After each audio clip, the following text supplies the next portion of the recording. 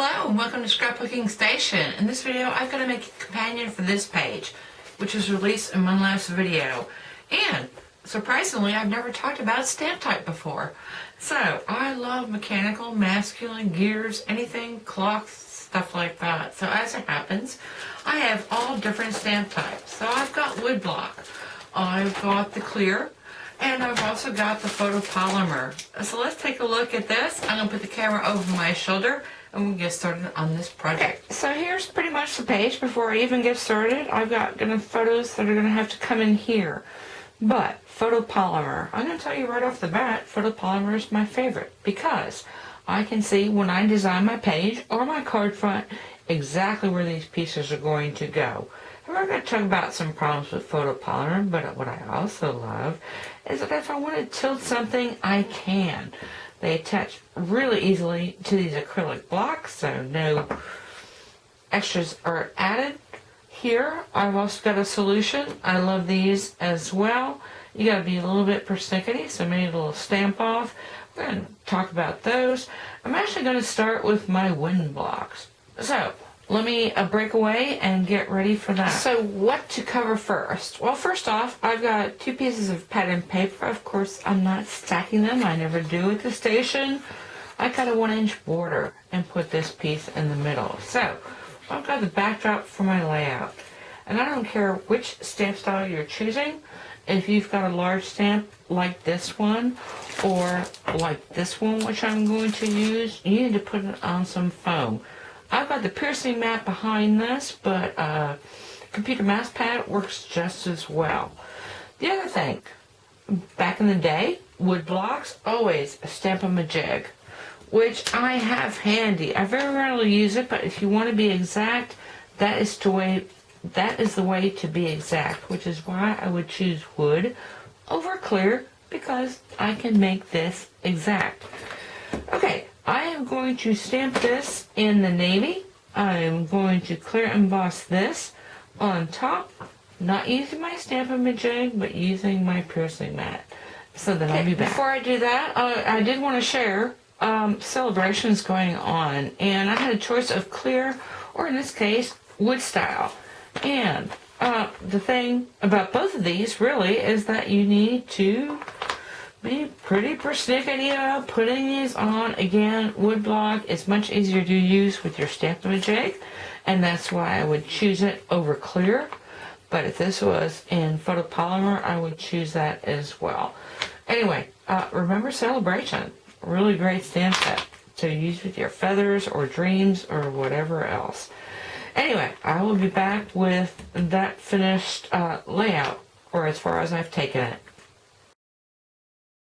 So I finished off this corner embellishment, and the only thing I wanted to show you is I did use my Stampin' Right markers to add some depth onto this wooden stamp, because this acrylic, or this photopolymer, is much more dimensional.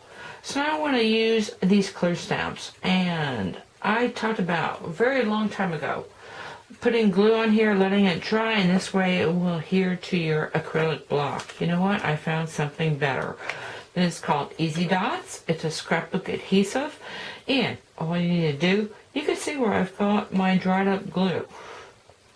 But if I were to use a new one, I would just put a touch of this, and you know what? It's never going to fall off again.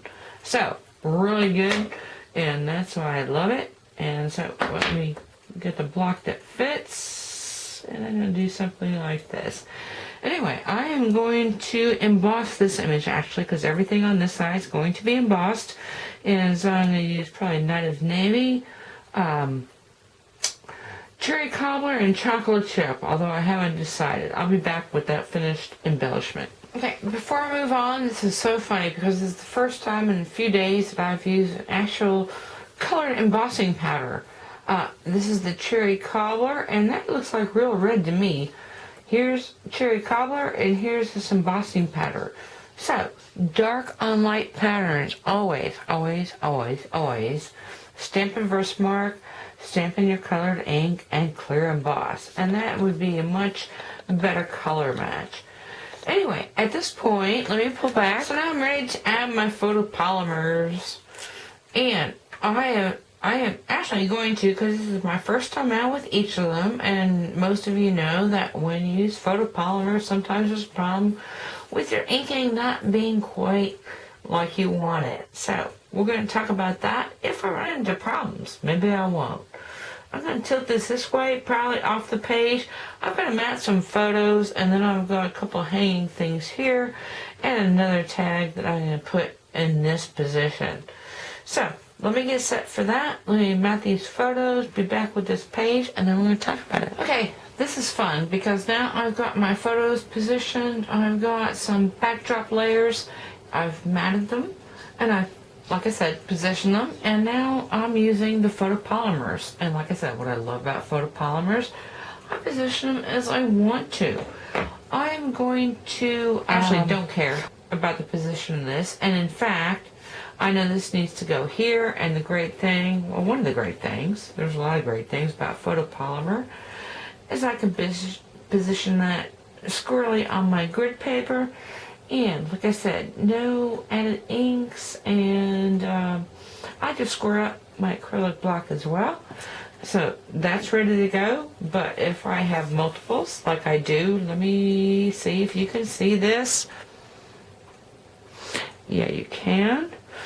I've got a really long block. I have to extend this chain, and I will later. But the first thing I'm going to do is pick this up as is. I'm going to secure that to this acrylic block, and I'm just going to stamp this with my cherry cobbler ink, and that's going to go right back on the page. I know where these end chains need to go. Lift this up and turn it over. And of course, lastly, I've got this barrel stamp. I've got to put that on my mouse pad, or the piercing mat, again, to stamp that. And that's going to be in a Night of Navy Versamark clear embossing powder embossed image. And I think I am ready to come back with the finished layout. Okay, so I finished this first page, and I was going to tell you, if you have a problem with your photopolymers, you just scrub them off, or you just sand them. You know what I did? These are right out of the package, and everyone's stamped perfect. I did do a little test here when I did my light bulbs, which are these, and of course, after I stamped this one coming down, you know what? I just put this one right on top, which again, photopolymer position exactly. Got to tell you, this embossed large stamp is just magnificent. Again, steampunk. So anyway, my first call is always photopolymer. Much easier to use. You don't have to put anything together. My second favorite is the wood blocks, because I can use my Stampin' Jig to position perfectly. Clear stamps, yeah, sometimes they're cheaper than wooden. So sometimes I go that way, but mostly I'd rather go with wood blocks, especially Celebration, same price, free. So anyway, I hope you took something with you that you can use in your own paper crafts. Thank you for watching.